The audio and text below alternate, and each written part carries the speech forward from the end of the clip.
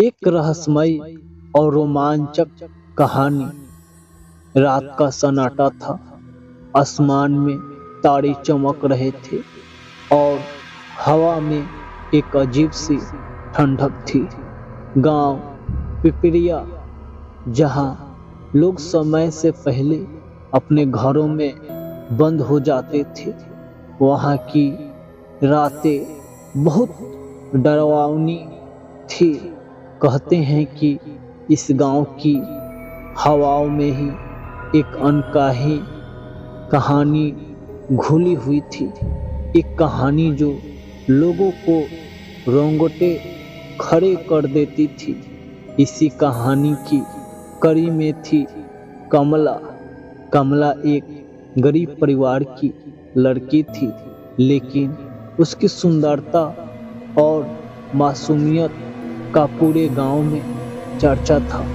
वह अपनी माँ के साथ एक छोटे से घर में रहती थी, जहां उसकी माँ लोगों के कपड़े सिलकर उनका पेट पालती थी। अजीब घटनाओं की शुरुआत एक दिन गांव में एक काफिला गुजर रहा था और उसके साथ आए हुए साधु महाराज ने गांव वालों को बताया कि आने वाली अमावस्या की रात को गांव में कुछ अजीब घट सकता है। उनकी बातों को कुछ लोगों ने मजाक में लिया, पर कुछ बुजुर्ग लोग चिंतित हो गए। कमला की माँ को भी यह बात खटक गई थी। उसने कमला को रात को घर से बाहर न निकलने की सख्त हिदायत दी, लेकिन किस्मत को कुछ और ही मंजूर था। उसी रात कमला ने अजीब सी चीखें सुनी, जैसे कोई मदद के लिए पुकार रहा हो। कमला की मासूमियत और निष्ठा ने उसे रोकने नहीं दिया। उसने अपने झरोखे से झांक कर देखा तो गांव के पुराने कुएं के पास एक औरत की परछाई दिखाई दी।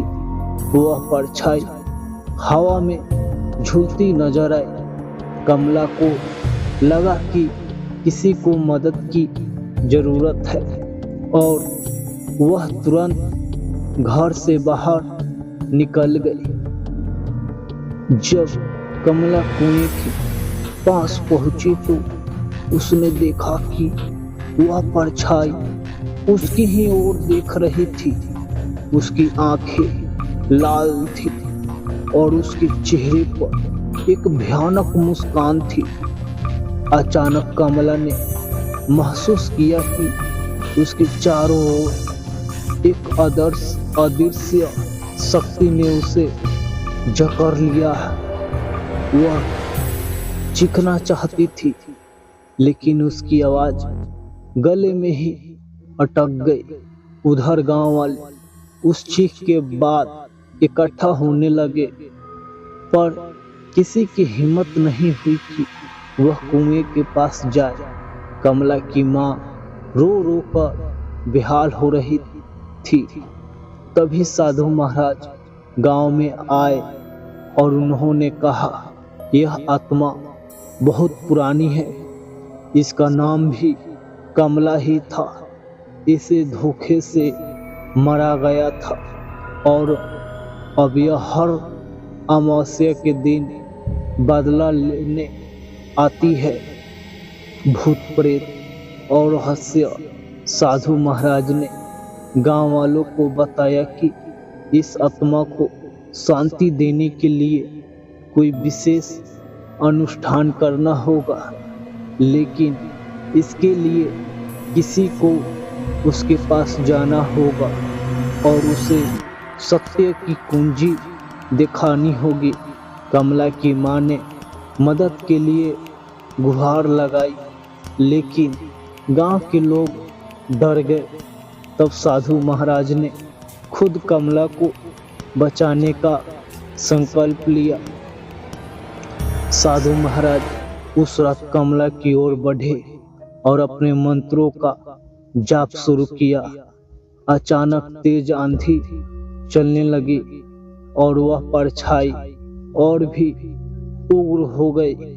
पर जैसे ही साधु महाराज ने एक खास मंत्र का उच्चारण किया, परछाई की चीखें गूंजने लगी। यह चीखें ऐसी थी कि किसी भी आदमी के दिल को हिला सकती थी। जब सब कुछ थमने लगा, साधु महाराज ने कहा, कमला, अब तुम्हें शांति मिलेगी। तुम्हारे साथ जो अन्याय हुआ था वह अब खत्म हो चुका है।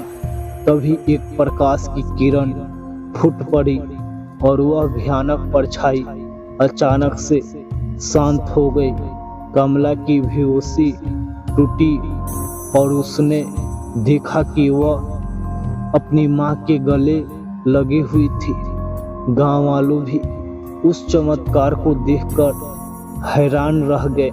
उन्होंने साधु महाराज को प्रणाम किया। गांव में फिर कभी अमावस्या की रात वैसी खौफनाक नहीं रही। कमला भी एक नई जिंदगी जीने लगी और उसके गांव के लोग फिर कभी उस आत्मा का जिक्र नहीं करते थे।